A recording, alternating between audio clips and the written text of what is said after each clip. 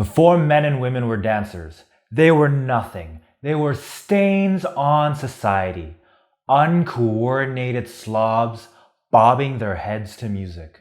It was not until after dancing was discovered that people evolved from the regular non-dancing person, aka bacteria, into the apex social media dance influencer with over 30 million followers. Suck it, Darwin. We may have come from apes, but now we've evolved into dance monkeys begging for likes on Instagram. So pay close attention to this chart that documents the evolution of a dancer. But before we start, remember to like, comment, and subscribe to my channel. That's how you can help me make more of this quality content. Alright, let's get on with the first stage. Stage 1. Primordial ooze. This is the time period before you started dancing, referred to as BC, before choreography. At this point, you're an insecure human with terrible rhythm. Every time you try to dance, you get violent flashbacks to elementary school when everybody laughed at you during your first school dance. Your confidence is at an all-time low and you're jealous of everybody else who can dance. You're not a dancer because if you were, you'd already be dating hot girls or guys. You sign up for a local dance class with the sole purpose of making new friends and being less awkward. Stage 2. Beginner. You finally started dancing and have been going at it for less than 6 months. You've learned some choreography that nobody cares about, and it probably looks like crap.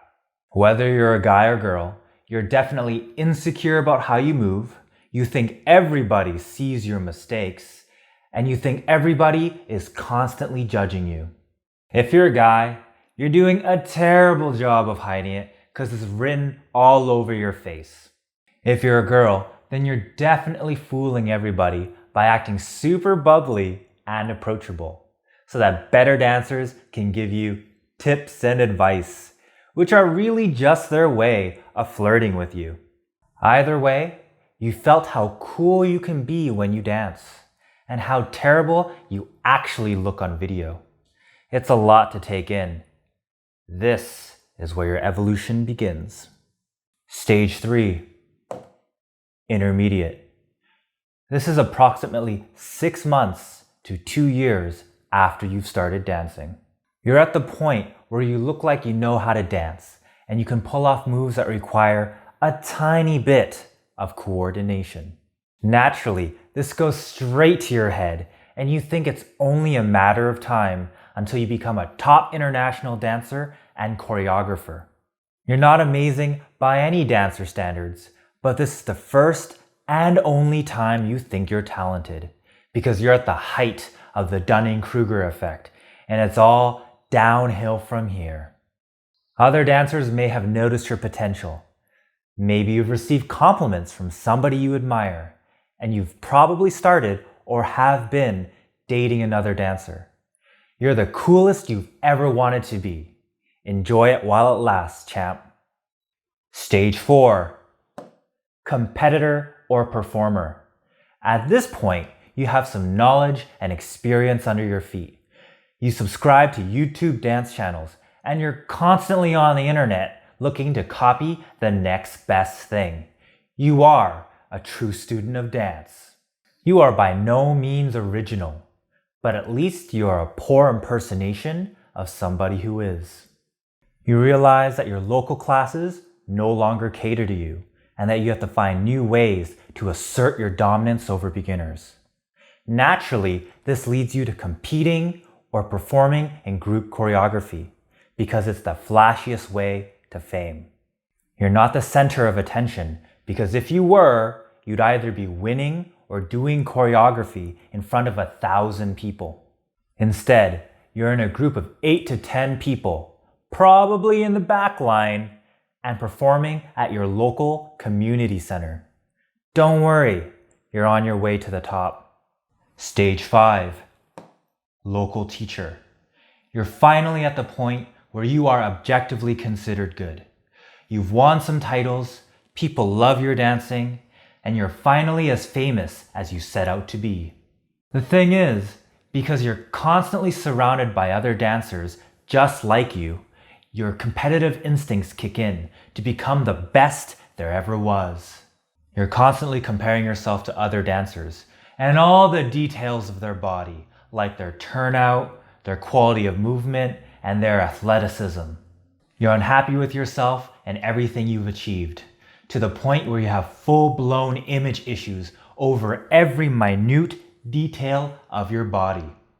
If you're a guy, then you're probably the most arrogant prick there is, because all you can see are other people's flaws.